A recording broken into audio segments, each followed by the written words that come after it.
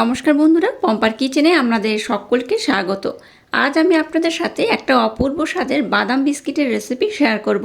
Biscuit আমরা নানা রকমভাবে বাড়িতে বানিয়ে থাকি, তবে আজকের এই অপূর্ব স্বাদের ইউনিক পদ্ধতিতে বানানো বাদাম বিস্কিটের রেসিপিটা আমার মতো ট্রাই করতে পারেন। এটা যেমন খাস্তা তেমনই অপূর্ব, মুখের মধ্যে দিলেই দেখবেন মিলিয়ে যাবে, আর একবার খেলে বারবার খেতে ইচ্ছা করবে। বিকালে চায়ের আড্ডায় বা সন্ধ্যায় চায়ের আড্ডায় কিন্তু অসাধারণ খেতে লাগে।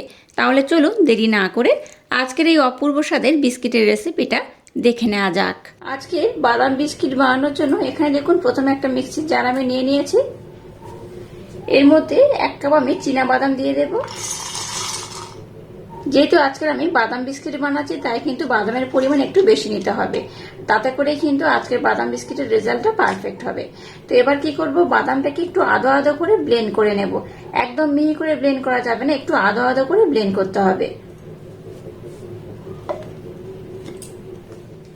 দেখুন এই বাদামগুলোকে আমি একটু আদো আদো করে ব্লেন্ড করে নিয়েছি। কিছু বাদাম দেখুন একটু মিহি হয়ে গেছে, আর কিছু বাদাম কিন্তু এইরকম গোটা গোটা রয়েছে। তো এইরকমই থাকবে। সম্পূর্ণ বাদামটাকে এই পাত্রের মধ্যে আমি ঢেলে নিলাম। আচ্ছা, এবার দেখুন মিক্সি জারটা আবার নিয়ে নিয়েছি।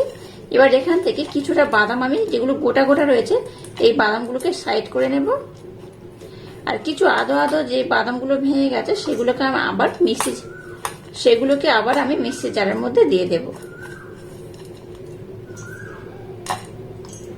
এইভাবে দিয়ে দিলাম, আর এটাকে আমি রেখে দিলাম।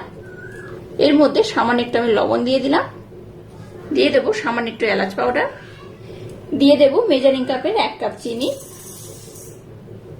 এটাকে আমি আবারও ব্লেন্ড করে নেব, তবে একদম মিহি করে ব্লেন্ড করার দরকার নেই, একটু আদো আদো করে ব্লেন্ড করলেই হবে।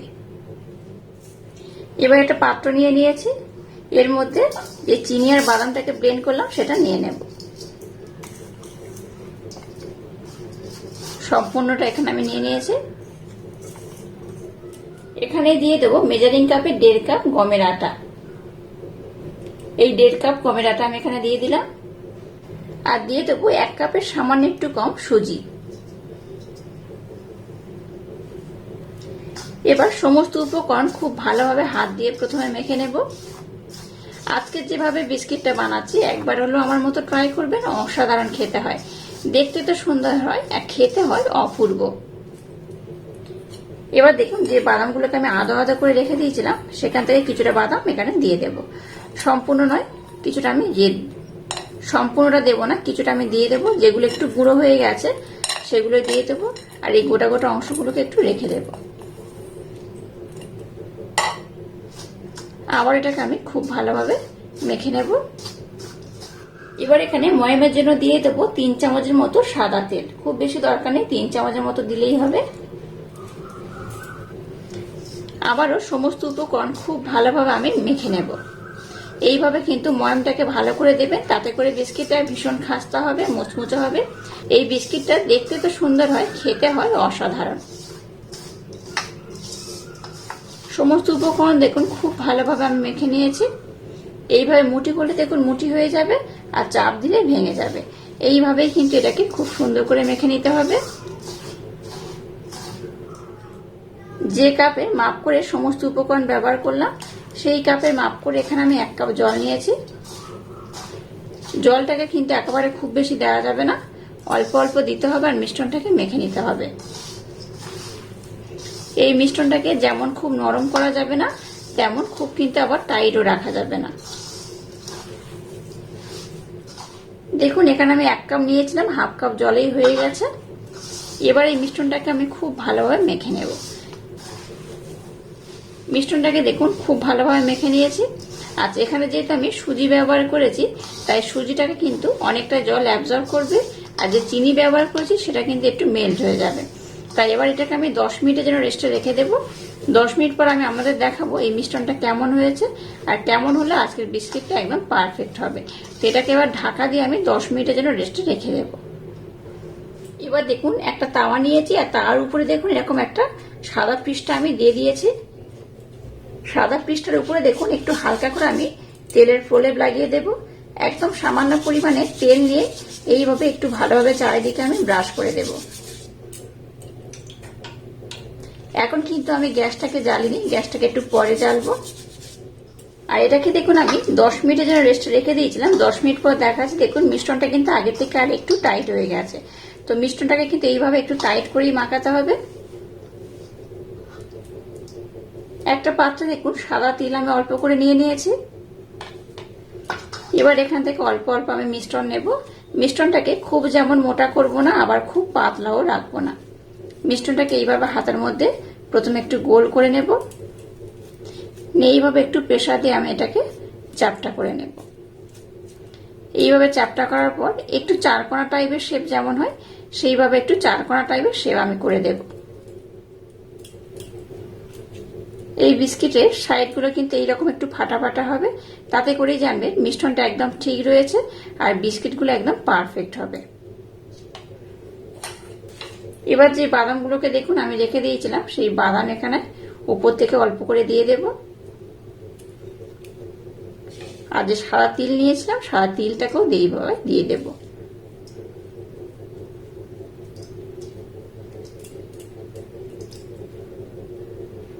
খুব বেশি দরকার নেই, এইভাবে একটু অল্প অল্প করে দিয়ে দিলেই হবে। দেখুন বিস্কিটটাকে আমি খুব সুন্দর করে রেডি করে নিয়েছি।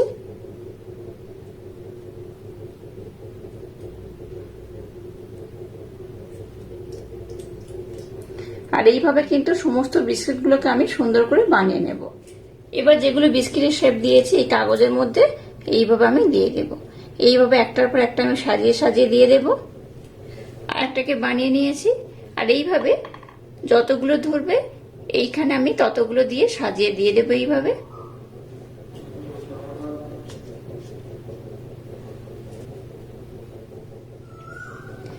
দেখুন সবগুলোকে আমি খুব সুন্দর করে বানিয়ে নিয়েছি আর দিয়ে দিয়েছি। আর দেখুন বাদামটাকে একদম ভরে ভরে দিয়ে দিয়েছি। এবার আমি গ্যাসটাকে জেলে দেবো। গ্যাসটাকে জেলে দিয়ে প্রথমে গ্যাসের ফ্লেমটাকে আমি 2 মিনিটের জন্য একটু মিডিয়াম দেব, তারপর লো করে এটাকে আমি খুব সুন্দর করে বানিয়ে নেব। এই বিস্কিটটা আমার মতো একবার বানিয়ে দেখবেন, অসাধারণ হবে। অবশ্যই এটাকে ঢাকা দিয়ে দেবেন, তাতে করে বিস্কিটটা খুব তাড়াতাড়ি রেডি হয়ে যাবে। এবার দেখুন আমি এই বিস্কিটটাকে এইভাবে ঢাকা দিয়ে দিলাম। ঢাকা দিয়ে এবার এটাকে আমি খুব সুন্দর করে বানিয়ে নেব। দেখুন গ্যাসের ফ্লেমটাকে লো দিয়ে বিস্কিটগুলোকে আমি কত সুন্দর করে বানিয়ে নিয়েছি। এটা বেশ গরম রয়েছে, এটাকে আমি একবার উল্টে দিয়েছিলাম, তার জন্য দেখুন বিস্কুটটা খুব সুন্দরভাবে রেডি হয়ে গেছে। তো এবার আমি গ্যাসটাকে বন্ধ করে দেব। গ্যাসটাকে বন্ধ করে বিস্কুটগুলোকে আমি ঠান্ডা করে নেব। ঠান্ডা হলেই দেখবেন বিস্কুটগুলো খুব ভালোভাবে টাইট হয়ে যাবে। আর এই বিস্কুটগুলো কিন্তু ভীষণ খাস্তা হবে। তো যাই হোক, এবার এটাকে আমি ঢাকা দিয়ে আধা ঘন্টার জন্য রেখে দেব। তারপর উঠিয়ে আমি আপনাদের দেখাবো বিস্কুটগুলো কত সুন্দর হয়েছে। বিস্কিটগুলোকে দেখুন আমি কিন্তু ঠান্ডা করে নিয়েছি।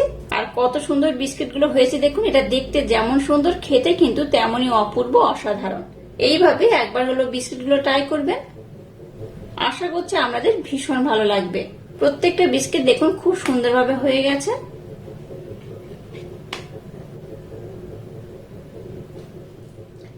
দেখুন এই বিস্কিটগুলো খুব ভালোভাবে রেডি হয়ে গেছে।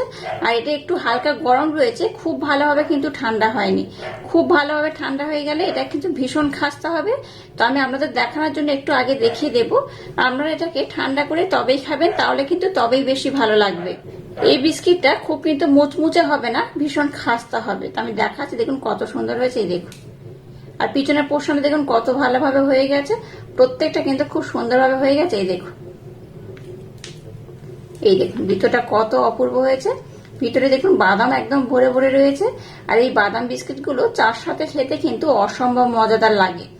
বিকেলে চার সাথে এরকম একটা বিস্কিট থাকলে সবাই দেখবেন ভীষণ খুশি হয়ে যাবে, আর আপনাকে ভীষণ প্রশংসাও করবে। যাই হোক, আর আজকের এই অপূর্ব স্বাদের বিস্কিটের রেসিপিটা যদি আপনাদের ভালো লাগে তাহলে চ্যানেলটাকে লাইক, শেয়ার, কমেন্ট এবং সাবস্ক্রাইব করবেন। আর পাশে থাকা বেল আইকনটা প্রেস করে দেবেন। তাহলে টাটা, আবার দেখা হচ্ছে নতুন কোনো রেসিপি নিয়ে।